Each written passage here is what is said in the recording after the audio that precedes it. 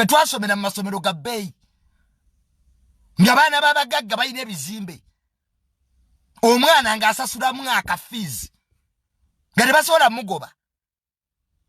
Kakati gwe bw'oba nnyoka akyakutwalira ekipooli mu kaveera noonya amasomero g'osobola. Abazadde, you are traumatizing your kids. Oli mufuna mpola okutta omwana omututte mu ssomero ery'ebbeeyi, omwana ali mu kufiiring out of place.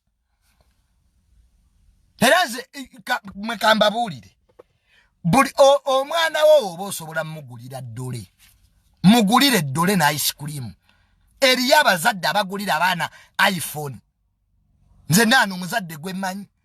Aina abaana myaka 7 myaka 10 bakwata iPhone. The latest. Kakati obunaku bwammwe. Mugetinga sirudi ku bunaku.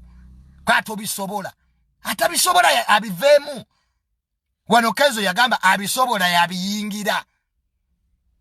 Abantu baleke beerage bakola nnyo. Nze sikyalina buzibu na muntu yeeraga ku ssente ze. Abantu babonyebonye okufuna ssente. Ssente si munnyo.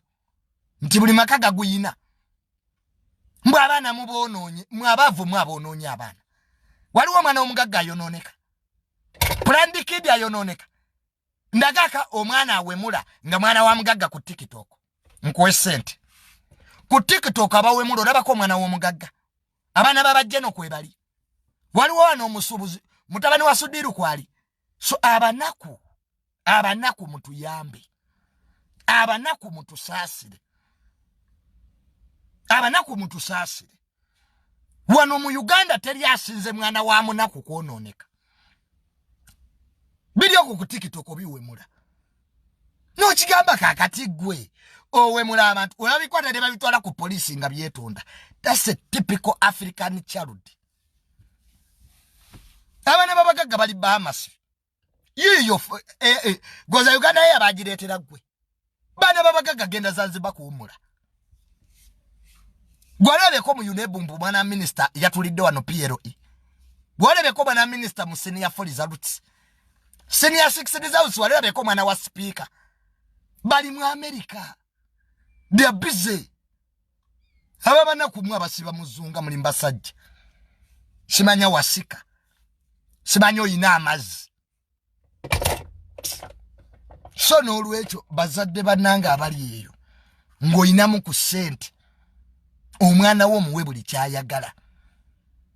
Naye bw'ova mu nsi eno. Nkulayirira ne waba baganda bo bayinza obutalabirira baana bo. So abazadde temwekubako njawulo. Mbalaba nnyo ng'omwana lwaki bamukolera birthday bunaku bwe bukwogeza. Naawe wo wandizimukoledde. Kakati kwata obunaku bwo omwana wo birthday bwetuuka mugulire keche y'ebitaano tujeeka akamanyiiro. Leka abalina obuwumbi bagulire abaabwe. Ng'omwana ne bamuwa success card erimu ssente bunaku bwe bukwogeza. Naawe kyewandiyagadde. Eriyo omwana atayagala vuga mmotoka nungi. Wali yayagaliza mwana we kirungi.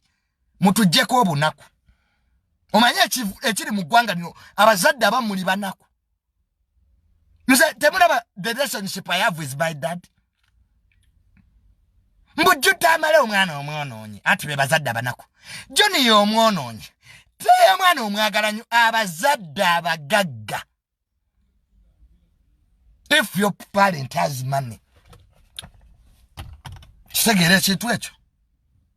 Weeyagale. Okisegedde ekintu ekyo. So abaana mubatwale mu masomero ge musobola. Nze nasomera mu masomero g'abagagga. I know how to traumatize. Nze mamange olumu yajja n'obusera mu kicupa. Mamange yajja ku viddi n'obusera ng'abutadde mu kicupa namwekweka. Nempita emmanju ne mugamba maama gwe guba gusembye okunkyalira n'ovakedo. Mamange yajja n'ovakedo. Amusibye mbu Junior lya ku ovakedo asibye obusera mu kavera ne mugamba mami saa kunswaza ku ssomero. Abazadde abamu tebulina mamotoka. Omwana omukutu omututte mu ssomero ery'ebbeeyi ogidde ku bodaboda omwana wo omuswaza. They are traumatized by the students. Omwana nafuka talk of the school. Mutwale mwebazadde mwe abanaku abali kuno. Mutwale abana masomero gye musobola.